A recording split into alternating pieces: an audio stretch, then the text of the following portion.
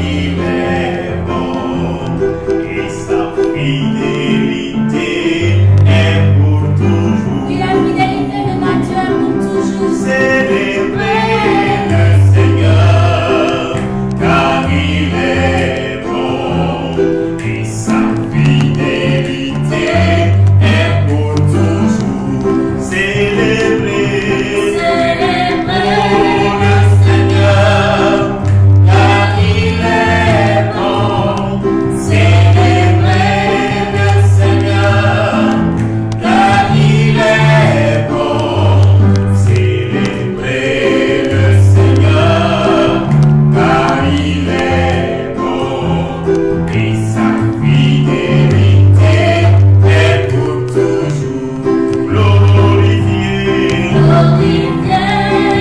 le Seigneur bien-aimé, car Dieu est bon dans ta vie. Les merveilles qu'il réalise dans ta vie, il est la voix pour le célébrer, le glorifier. Proclame que Dieu est bon, car il est bon et sa fidélité est pour te dire. Acclamez, acclamez le Seigneur, acclamez, car il est bon. Acclamez le Seigneur, car il est bon.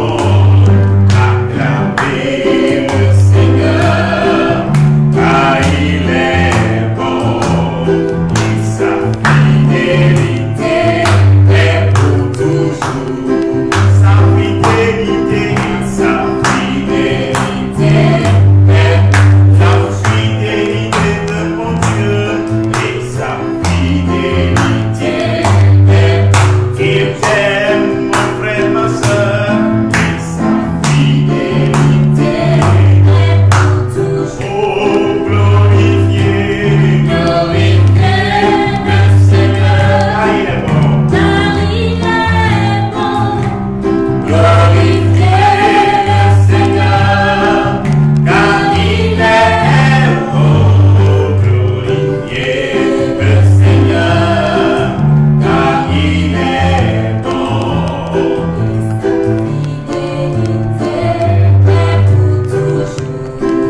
Car il est merveilleux, oui, Jésus est merveilleux. C'est lui mon bon berger, je l'aime, je veux le servir.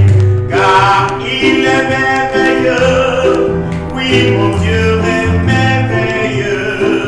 C'est lui mon bon berger, je l'aime, je veux le servir. Car il est merveilleux, oui, Jésus est merveilleux. C'est lui mon bon berger, je l'aime, je veux le servir. Oh, car il est merveilleux, oui, Jésus est merveilleux. C'est lui mon bon berger, je l'aime, je veux le servir. Car il est merveilleux, oui, mon Dieu est merveilleux. J'ai mille raisons de le louer, mon Dieu est merveilleux. Car il est merveilleux, oh, merveilleux. C'est lui mon bon berger, je l'aime, je veux le servir.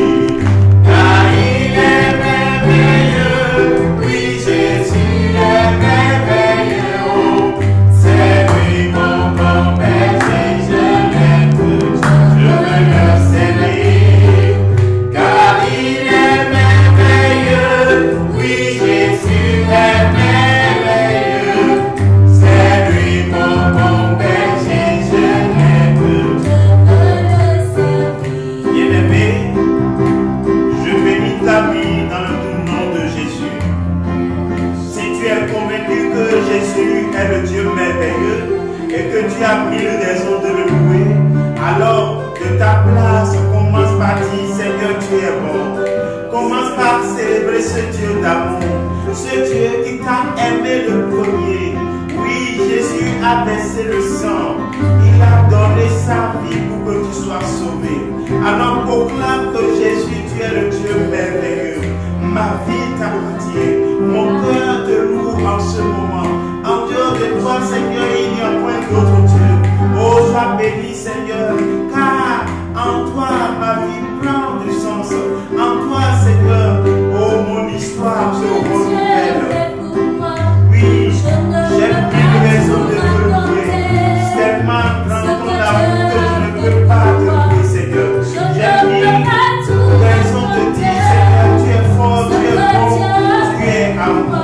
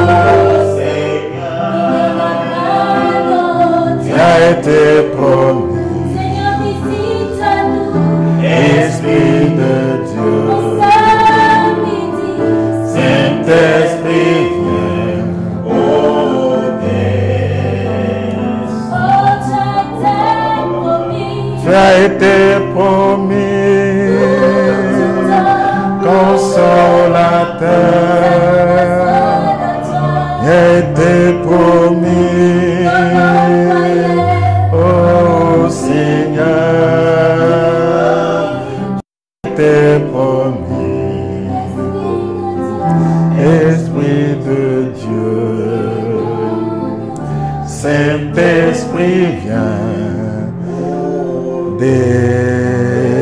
descend. Bien-aimés frères et sœurs, nous venons de passer un bon moment d'adoration, de louange.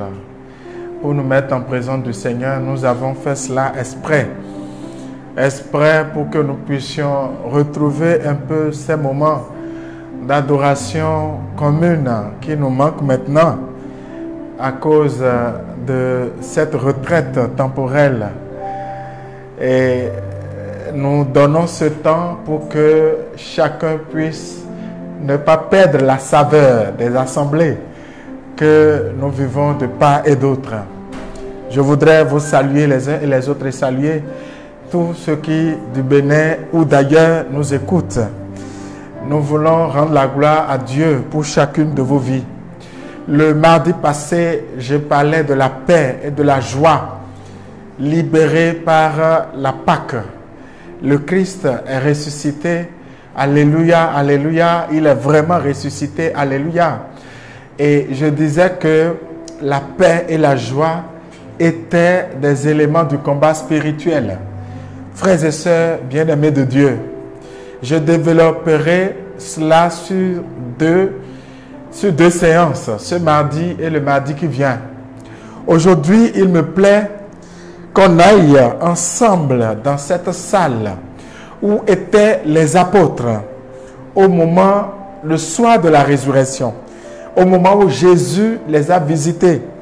Nous sommes dans l'évangile de Jean, chapitre 20, à partir du verset 19. Le soir, ce même jour, le premier de la semaine, et les portes étant closes, là où se trouvaient les disciples par peur des Juifs, Jésus vint et se tint au milieu et il leur dit, paix à vous. Ayant dit cela, il leur montra ses mains et son côté. Et le texte dit, les disciples furent remplis de joie à la vue du Seigneur. Il leur dit de nouveau, paix à vous. Quand Jésus entre dans la salle, on dit que la salle était verrouillée. Les portes étaient fermées. Les apôtres étaient à l'intérieur. Et ils avaient peur des Juifs. Ils avaient peur des Juifs parce qu'ils ont vu comment le maître a été traité. Et Jésus, quand il entre, il leur dit paix à vous. Et le texte dit, ayant dit cela, il leur montra ses mains et son côté. Et quand ils se sont rendus compte que c'est lui, leur cœur s'est libéré. Et ils étaient en joie. Regardez comment la joie est née. Cette joie est venue de la conviction que Jésus est vraiment ressuscité. On dit, lorsqu'ils ont touché ses mains et son côté, qu'ils se sont rendus compte qu'il est vraiment ressuscité, c'est alors que leur cœur fut rempli de joie. On dit, les disciples furent remplis de joie en voyant le Seigneur. C'est la foi que Jésus-Christ a triomphé de la mort qui a provoqué la joie des apôtres. Parce que, frères et sœurs, bien-aimés de Dieu, vous tous qui écoutez, mais que s'est-il passé? La mort dont Jésus est mort, la mort qu'il a acceptée à l'issue de la croix, du chemin de croix, n'est pas une mort banale, ce n'est pas une mort de paludisme, ce n'est pas une simple mort. Jésus a porté la croix, il a été frappé et il a été humilié. Les apôtres n'avaient jamais vu Jésus comme cela. Jésus s'est complètement laissé. Nous nous souvenons de ce texte-là. Comme un agneau, il a été conduit à l'abattoir. Lui qui a manifesté chaque fois de la puissance de l'autorité. Les apôtres ont vu Jésus se laisser conduire à l'abattoir et ils l'ont méconnu. Ils n'ont pas reconnu leur maître. Ils n'ont pas reconnu celui qui exerçait l'autorité, le pouvoir. Celui qui pouvait dire Lazare sort, Lazare va sortir. Celui qui va dire Talita koum, et Talita va se lever. Le voilà maintenant traîné dans la boue, frappé, humilié, et il ne disait rien. Les apôtres ont cru que parce que ça s'était passé ainsi, les clous dans ses mains, dans ses pieds, c'est qu'en fait, c'est comme si le maître n'avait plus de pouvoir. C'est comme si le maître a tout perdu. C'est comme si le maître n'avait plus rien. C'est comme si le maître est devenu désormais limité. C'est comme si les Juifs, par leur rage, leur haine, leur souci de tuer Jésus, étaient plus forts que Jésus. Et alors, ils ont tous peur et ils se sont enfermés. Ils ont même oublié qu'il disait qu'il allait ressusciter le troisième jour. Ils se sont dit, la manière dont il est mort, la violence de sa mort est telle que c'est difficile. Il va ressusciter, c'est possible, mais franchement, la mort était violente. Et je voudrais vous rappeler, bien-aimés de Dieu, que les Juifs qui agissaient ne faisaient pas semblant. Et Jésus qui souffrait ne faisait pas semblant de souffrir. Les souffrances étaient réelles. Ce n'était pas une mise en scène. Quand vous regardez la Passion du Christ, la version de Mel Gibson qui a joué le personnage qui a joué Jésus, on dit, malgré que ce soit un film, il a fait 3 mois de coma.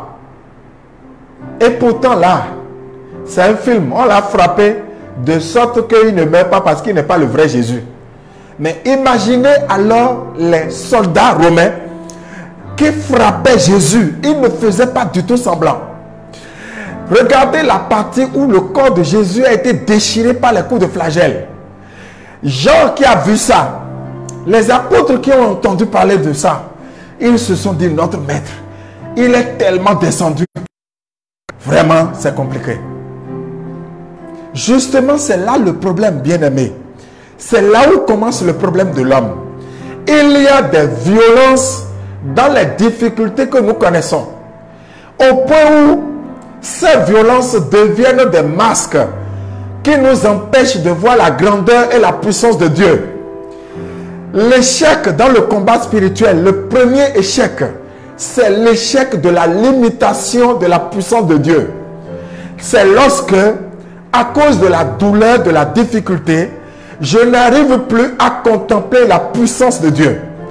Plusieurs personnes, à cause de ce qu'ils ont vécu, à cause de la violence de leurs mots, ils finissent par se dire ou par croire que Dieu ne peut plus rien faire. Quand ils arrivent à leur limite, ils croient que leur limite est confondue à la limite de Dieu. Or, justement, la limite de Dieu commence là où finit la limite de l'homme pour aller dans l'éternité, c'est-à-dire pour ne plus jamais finir. Et quand l'homme arrive à ses limites, il croit que les limites de Dieu sont terminées. Les apôtres étaient à ce niveau. Et quand Jésus va leur montrer ses mains et ses côtés, et ils vont le toucher, ils vont se rendre compte qu'en réalité, il n'était pas limité. Le verrou, le masque va tomber, le verrou va sauter et leur cœur va bondir de joie. Et je veux que cette joie te visite cet après-midi. Je veux que cette joie visite ta vie, que tu puisses faire l'expérience de cette joie. Parce que si Jésus est ressuscité, c'est qu'il n'y a plus de limite. Il n'y a plus rien. Rien ne peut plus s'arrêter devant Dieu. Tout devient possible parce que la mort a été vaincue. Et la mort est le dernier ennemi. Et quand il est vaincu, c'est que plus rien ne peut plus résister devant le Seigneur. Bien-aimé de Dieu, c'est ça que je veux partager avec vous. Le premier niveau d'échec, j'ai commencé à le dire, c'est quand tu commences à te dire, waouh, je n'en peux plus. Je ne peux plus avancer. Tout est difficile. Tout est compliqué. Je ne peux plus. En fait, c'est là que tu échoues. C'est pourquoi, en fait, Ceux qui gagnent n'abandonnent jamais. Et ceux qui perdent sont les gens qui abandonnent très vite. Ils abandonnent parce que quand ils atteignent leurs limites, quand ils regardent tous les paramètres qui sont là, ils se disent ça y est, il n'y a plus rien. Et ils abandonnent. Parfois même sur le lit d'hôpital, il y a même des maladies qu'on appelle des maladies incurables. Et beaucoup de personnes commencent à s'adapter à ces maladies, commencent à les accepter, à les aduler. Au point où, quand ils vont à l'hôpital et quand, après un diagnostic, on leur dit c'est tel mal que vous avez, ils commencent à pleurer déjà à leur mort. Parce qu'on leur a dit que c'est un mal incurable. Et comme la limite humaine, la science n'a pas pu trouver de solution à ces maladies, ils se disent c'est terminé. Et parfois on dit telle personne a souffert de la maladie, il est mort. Telle autre personne a souffert de la même maladie, il est mort. Et je me dis donc si on me diagnostique le même mal, je vais forcément mourir. Justement, c'est à ce niveau que tu échoues. C'est à ce niveau que tu perds le combat spirituel parce que c'est à ce moment que tu dois te lever pour dire oui, la limite humaine est atteinte, mais la limite de Dieu n'est pas atteinte. Elle commence à peine pour aller dans l'infini. C'est pourquoi ta foi ne doit pas se limiter à ce que tu vois, à ce que tu peux toucher, mais ta foi doit aller au-delà. Bien-aimé de Dieu, Abraham, notre père, dans la foi, Dieu lui a dit, le Seigneur notre Dieu, dit à Abraham, je te donnerai un fils, Isaac. Et Abraham a attendu des années. Le fils ne venait pas. Et il a commencé à ne plus croire. Il a même demandé à Dieu. D'abord, sa femme Sarah lui a dit, mais écoute, va avec Agar, notre servante. Donne-lui un fils. Je vais pouvoir m'en... C'est toujours justement ce problème de manque d'espérance, de manque de foi. C'est ça qui a amené Abraham à accepter. Et à un moment donné, malgré que Dieu continue de tenir sa promesse, c'est-à-dire de garder sa parole pour tenir sa promesse, Abraham même dit à Dieu, comment un vieillard comme moi peut-il encore donner la vie? S'il te plaît, bénis simplement Ismaël. Et oublions ce débat. En fait, Abraham a atteint ses limites. Il a atteint ses limites. Quand Dieu veut se révéler à toi, Dieu laisse que toutes tes limites soient atteintes. Dieu te laisse épuiser toutes tes cartouches. En fait, le miracle commence quand les forces humaines sont terminées. Quand il n'y a plus rien à faire humainement. Quand tout ce qui est atout est utilisé. C'est après ça que le miracle commence, bien-aimé. Et vous voyez, Abraham a cru que c'est terminé. Il a dit à Dieu, c'est bon. Bénis Ismaël. Dieu dit oui, je vais bénir Ismaël. Mais la promesse que j'ai faite, cette promesse va se réaliser. Oh, bien-aimés frères et sœurs, je vais élever le nom de Dieu sur chacune de vos vies. Je ne connais pas le domaine dans lequel tu as commencé à freiner. Tu as commencé à douter. Tu as commencé à te dire, c'est fini, je n'en peux plus. Tu as commencé à ne plus dormir. Voyez, l'histoire de cette petite fille qui s'est suicidée il y a quelques jours, dont on a parlé dans les réseaux sociaux, me revient constamment. Mais s'il y avait quelqu'un pour lui dire, même malgré tout ça, ce n'est pas fini. Peut-être qu'elle serait encore en train de vivre aujourd'hui. Mais il y avait une personne, elle n'avait pas vu. Il y avait comme un masque qu'on lui a mis pour lui montrer que, en fait, avec tout ça, ta vie ne vaut plus rien. Il vaut mieux la supprimer. Et elle a désespéré et elle a fini par céder. Regardez justement cette femme sunamite dont la parole de Dieu nous parle dans 2 Rois chapitre 4. Mais son fils était mort. Mais elle a défié ses limites. Ce que je veux te dire, le combat spirituel commence quand tu es capable de défier tes limites. Tu dois aller au-delà de tes limites. Tu dois dépasser l'endroit où tu t'arrêtes chaque jour. Je veux te dire, le succès, ce n'est pas quand tu as dépassé les limites que les autres ont atteintes, mais c'est quand tu es capable de dépasser tes propres limites. C'est quand tu es capable de faire mieux que ce que tu as fait hier. C'est en ce moment que tu as réussi. Il y a donc pour toi possibilité d'être meilleur et d'aller plus loin dans tous les domaines. Il y a parfois certains péchés qui résistent. Nous nous confessons, mais nous chutons. Nous luttons et nous chutons à nouveau. Et nous finissons par nous décourager. Non, nous devons aller plus loin, encore plus loin, être capable de reprendre. C'est pourquoi Thérèse de l'Enfant Jésus dit, chaque fois que j'aurai commis n'importe quel péché, j'irai me jeter dans l'océan d'amour de Dieu, dans les bras de mon Père. Je ne serai pas découragé par le fait de repartir chaque fois pour dire, Père, pardonne-moi car j'ai péché contre le ciel et contre toi. Je ne suis pas digne d'être appelé ton fils, mais reçois-moi comme l'un de tes ouvriers. Et je ne serai pas fatigué de le répéter parce que je ne vais pas me décourager. De la même façon, dans mon entreprise, les difficultés que je connais, je ne vais pas abandonner à cause des difficultés. Je ne vais pas relâcher. Je ne vais pas dire c'est fini. Cette femme Shunammite, elle a cru. Elle a cru jusqu'au bout. Elle a déposé l'enfant sur le lit du serviteur de Dieu, Élisée. Et son mari lui dit, mais ma femme, elle dit tout va bien. Mais en chemin, elle était dans tous ses états. Même le serviteur d'Élisée qui est venu la rencontrer pour lui dire, mais est-ce qu'il y a quelque chose? La dame dit, tout va bien. Elle est allée chez Élisée pour lui dire, voilà le fils qui est mort. Je vous assure, bien-aimés, il y a tellement de choses que Dieu voudrait réaliser dans ta vie. Mais parce que tu n'es pas capable de croire, tu n'es pas capable de défier tes limites, justement, tu n'arrives pas à accueillir la grâce. Et tu as tendance à croire que c'est Dieu qui t'a abandonné. Tu penses que c'est Dieu qui n'a pas pu. Parce qu'il y a des choses, ce n'est pas Dieu qui les fait, c'est ta foi qui soulève. Jésus dit, si vous avez une foi grosse, comme un grain de sénévé, vous diriez à cette montagne, ôte-toi de là et jette-toi dans la mer, et la montagne vous obéirait. Si tu n'as pas la foi d'ordonner à la montagne ne se déplacera pas.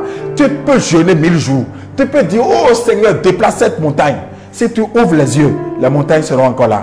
Mais si au nom de la toute-puissance de Dieu, tu dis, au nom de Dieu, montagne, déplace-toi. Si tu crois, la montagne va se déplacer. Je veux que tu expérimentes la toute-puissance de Dieu. Quand on dit que Dieu est tout-puissant, beaucoup de personnes le disent de leur bouche, mais leur cœur et leur esprit ne le réalisent pas. Notre Dieu est illimité, il est grand, il est puissant. Il n'y a pas de limite à notre Dieu. C'est lui qui appelle à l'existence ce qui n'existe pas. Et donc si tu crois en ce Dieu, ou ce qui t'arrive, il le permet pour te sanctifier, ou bien il va finir par lever l'obstacle par ta foi. C'est pourquoi je veux te dire aujourd'hui que lorsque tu es malade, tu vas à l'hôpital, s'il te plaît. Va à l'hôpital, consulte un médecin, consulte un spécialiste. Ne reste pas chez toi pour dire, ben, Dieu va me guérir. Non, non, non, non, non. En fait, le médecin soigne, c'est Dieu qui guérit. Mais tu as besoin que le médecin t'examine. Mais quel que soit le diagnostic du médecin, dépose ton diagnostic devant Dieu. Récemment, une sœur a été diagnostiquée comme ayant le cancer des voies génitales. Et c'est ce que le gynécologue a dit. Et nous avons dit, mais c'est bien, c'est ce que le gynécologue a dit. Dépose le résultat du gynécologue, d'ailleurs 2 gynécologues différents. Dépose le résultat au pied de la Vierge. Et nous avons dit à Dieu, voici ce que le gynécologue a dit. Mais il reste ton dernier mot. Et nous avons prié. Elle est repartie. Elle a fait les soins comme le gynécologue le lui a conseillé. Les analyses, quelques mois après, ont révélé qu'il n'y avait plus rien. Alors que d'autres personnes, quand on leur dit qu'elles ont le cancer, toute la famille commence à pleurer. Elle-même, elle pleure. Lui-même, il pleure. La famille pleure. On commence à penser au cercueil. Comment Dieu pourrait faire un miracle dans un contexte comme cela?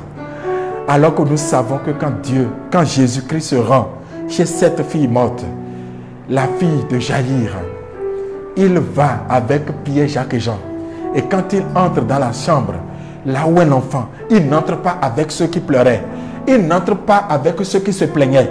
Il entre avec les parents de la fille. Et c'est devant eux qu'il va leur dire, jeune fille, je te le donne, Dorcas, lève-toi.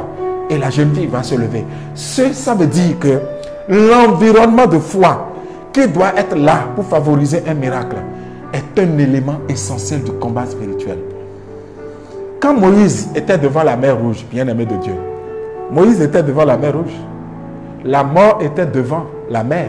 La mort était derrière l'armée égyptienne. Moïse regarde la mort devant et regarde la mort derrière. Et il dit à Dieu, qu'est-ce que je fais? Dieu va faire un reproche à Moïse. Pourquoi tu cries vers moi? Pourquoi tu cries vers moi? Ce n'est pas le moment de crier vers moi. Et tends ton bâton et lève ta main et moi je vais souffler. En fait, il y a un acte que tu poses. C'est de ça que je viens de te parler ce midi. Et c'est quand tu as l'assurance de cette autorité de Dieu, de cette puissance de Dieu, que tu es en paix, que ton cœur est en paix, que tu n'es pas troublé. Beaucoup sont troublés parce qu'ils ne savent plus où mettre de la tête. Peut-être que tu es dans le cas. Peut-être que tu es en train actuellement de te préparer à te suicider. Je ne connais pas ton âge. Peut-être que tu as 40 ans en tant que fille. Et tu te dis, quand est-ce que je vais me marier? Peut-être même que tu as 45 ans. Peut-être que tu as 50 ans. Peut-être même que tu as 60 ans, j'en sais rien. Mais la ménopause est réelle et elle est scientifique. Mais elle n'est pas limite de Dieu. Dieu est capable de faire plus grand. Notre Dieu est puissant et il n'est pas limité par ton âge. Tu n'as pas besoin de te presser à cause de ton âge. Tu n'as pas besoin de te mettre la pression inutilement parce que cette pression perturbe ton cœur et enlève la joie de ton cœur, enlève la paix de ton cœur. Ce dont tu as besoin, c'est de t'assurer que ton Dieu est puissant, qu'il est grand et qu'il réalise chaque chose en son temps. Rassure-toi, bien-aimé. Parce que j'entends quelqu'un me dire, mais où il était quand mon père est mort? Où il était quand ma maman est morte? Où il était quand ma femme est morte? Où il était quand mon mari est mort? Où il était quand nous avons perdu notre enfant unique? Où il était quand je dormais à jeun? Je veux te dire que les larmes du pauvre, les larmes de l'indigent coulent sur la joue de Dieu. Tes larmes coulent sur la joue de Dieu. En fait, tu ne l'as pas vu, mais il était avec toi. Dieu était avec toi en ces moments-là. Quand tu perdais un parent cher, quand tu souffrais, quand tu n'avais plus d'appui, Dieu était là. Dieu n'est jamais absent. C'est l'homme qui est pressé, mais Dieu est toujours à l'heure. Je veux rendre grâce à Dieu, bien-aimé de Dieu. Moïse était devant. Et quand il a levé le bâton, voyez, c'est de la folie. Lever le bâton devant la mer et lever la main, c'est de la folie. Moïse a défié ses limites.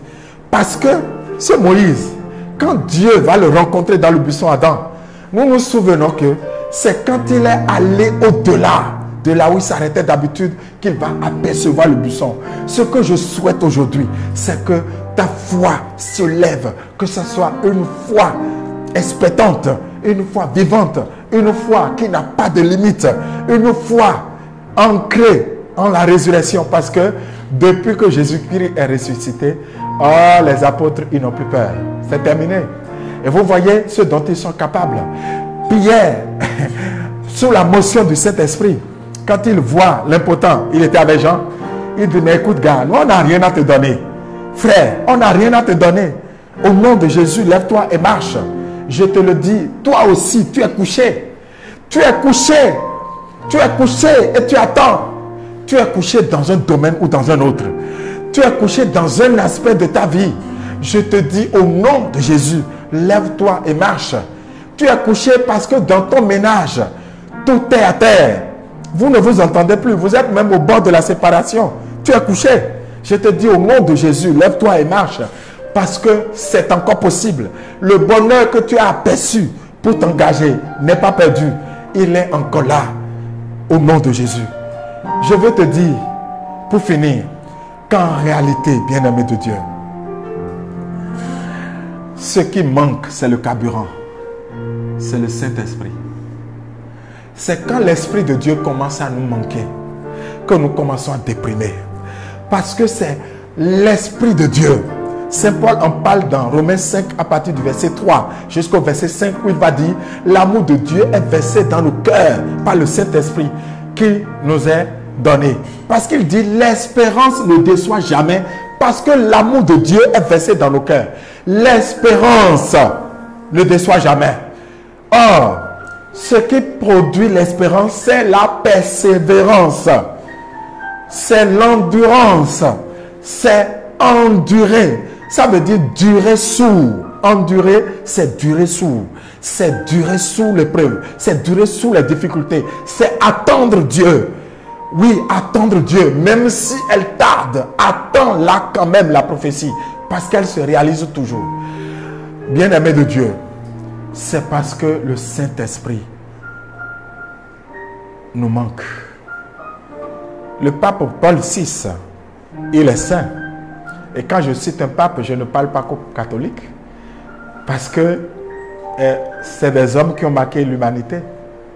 D'ailleurs, le pape Paul VI a écrit un magnifique encyclique qu'on a nommé Humane Vitae, la vie humaine, où il a parlé de tout ce qui concerne l'homme, la vie de l'homme. Et donc, c'est des hommes qui sont pour toute l'humanité. Ils ne sont pas que pour les catholiques. Et ce pape a dit, l'un des plus grands besoins de l'humanité, c'est le besoin du Saint-Esprit. Il dit que c'est du Saint-Esprit que nous avons besoin. Parce que quand l'Esprit de Dieu habite en moi, mais je suis audacieux comme David, je n'ai pas peur. Souvenez-vous, David venait de recevoir l'onction. Quand il est allé, tous ses frères avaient peur. Tout le monde avait peur. La différence entre ses frères et lui, c'est qu'il avait reçu l'onction. L'onction royale qui était sur lui. Et il dit, comment un incirconcis peut défier l'armée de Dieu? Et alors, il ira combattre Goliath. Goliath était comme un mur. À cause de l'absence du Saint-Esprit, je vais vous dire, bien-aimés de Dieu, Saül et tout le reste n'ont pas vu Dieu venir. D'ailleurs, l'Esprit de Dieu avait quitté Saül. Tout le monde s'en souvient. Parce qu'il avait désobéi à Dieu. Et donc, tout ce qui était de lui, l'Esprit de Dieu, ne les animait plus. Et voilà pourquoi ils avaient peur. Et Goliath venait pavaner tous les matins. Sauf quand David est venu, rempli de l'onction du Saint-Esprit, lui, il a eu de l'audace. Et il a dit, écoutez, cet homme, c'est un circoncis. Je vais le vaincre. Et par le nom de Dieu, David est allé. Et donc, l'Esprit de Dieu nous pousse à l'audace. Regardez les apôtres. Pierre a pu avoir le courage de leur dire, mais est-ce que pour vous, il est bon d'obéir à Dieu ou d'obéir aux hommes? En tout cas, nous ne pouvons pas nous taire sur ce que nous avons vu et touché. Ça y est, il est audacieux. Il est audacieux. Il est capable maintenant. On le prend, on l'enferme en prison. Il sort de prison grâce à l'ange. Et il continue d'annoncer la parole. L'audace est en lui. Je veux que cette audace visite ta vie. Parce que sans l'audace, tu ne peux pas faire le combat spirituel. Comment vas-tu tuer les Goliaths de ta vie? Comment vas-tu surmonter les limites de ta vie? Comment vas-tu surmonter les difficultés? Comment vas-tu croire? Comment vas-tu avancer malgré les difficultés? Les circonstances risquent de t'abattre et de t'éliminer, de te mettre KO. Mais si tu crois, tu verras la gloire de Dieu. Jésus dit, il te sera fait selon ta foi. Et je veux que tu élèves ton nom, le nom de Dieu sur ta vie. Que tu demandes la grâce de croire, de dépasser tes limites, d'être rempli du Saint-Esprit, afin d'être audacieux. Alors je veux que tu baisses la tête et qu'on puisse prendre ce chant d'adoration.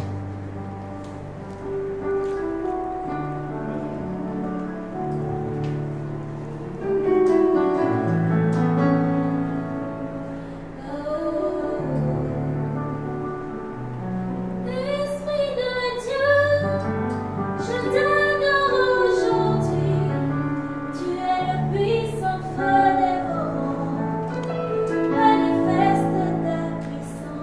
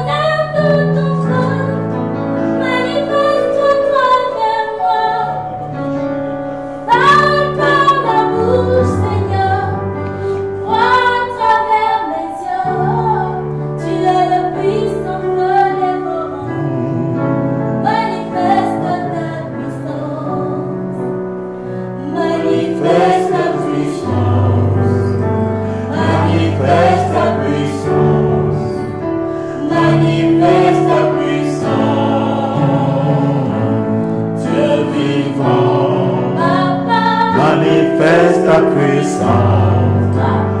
Manifeste ta puissance. Manifeste ta puissance.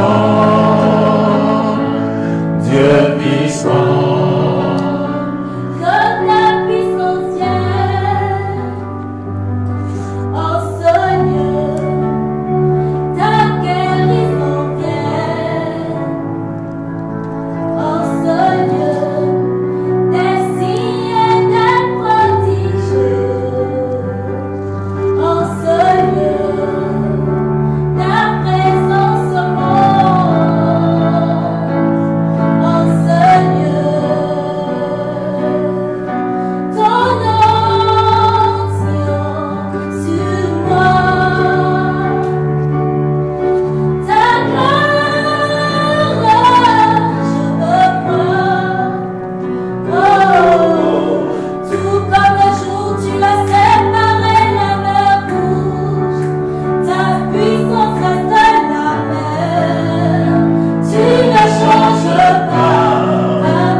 Manifeste ta puissance. Manifeste ta puissance. Manifeste ta puissance. Dieu vivant. Manifeste ta puissance. Manifeste ta puissance. Manifeste ta puissance. Dieu vivant. Emmanuel, mon rédempteur.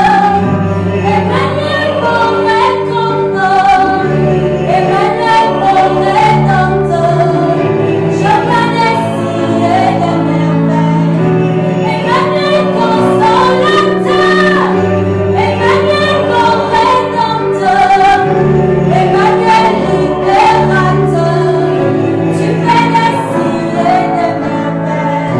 Tu fais toutes choses en ton temps. Tu fais toutes choses en ton temps. Tu guéris, tu donnes vie. Dieu vivant, maman, manifeste ta puissance. Manifeste ta puissance. Dieu vivant. Manifeste ta puissance. Dieu puissant.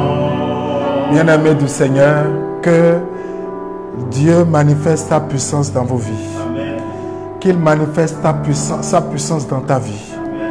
Je ne connais pas les limites de ta vie, mais dans la puissance du Saint-Esprit, que ces limites soient repoussées. Pour que tu puisses devenir témoin de Jésus-Christ. Que tu puisses témoigner de ce que Dieu a fait dans ta vie. Ne laisse jamais ta paix être perturbée.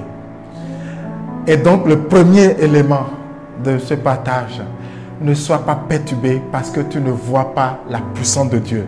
Parce que tu as perdu de vue la toute puissance de Dieu. Pour ceux qui sont catholiques, qui m'écoutent, qu'ils se rappellent qu'on dit « Je crois en Dieu le Père tout-puissant ».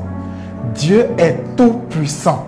Ça veut dire qu'il n'y a rien qui lui soit impossible. Et donc, ne perds jamais ça de vue, sinon c'est à ce premier niveau que tu peux perdre le combat spirituel. Et après, nous verrons le mardi prochain la suite. Rappelle-toi que la force du croyant se trouve dans le calme. C'est pourquoi je te recommande des psaumes comme le psaume 27. Ma lumière et mon salut, c'est le Seigneur. Il est le rempart de ma vie, devant qui tremblerai-je. Ou encore, le psaume 91, que 1000 tombent à tes côtés et 10 000 à ta droite, tu ne seras pas atteint. De tes yeux, tu verras la rétribution du méchant. Que le Seigneur te donne cette force dans la puissance du Saint-Esprit, afin que tu sois un croyant zélé. Feu dans le nom de Jésus, témoin de Jésus-Christ, pour la gloire de Dieu. Sois béni. Alléluia. Et à mardi prochain. Au nom du Père, du Fils et du Saint-Esprit.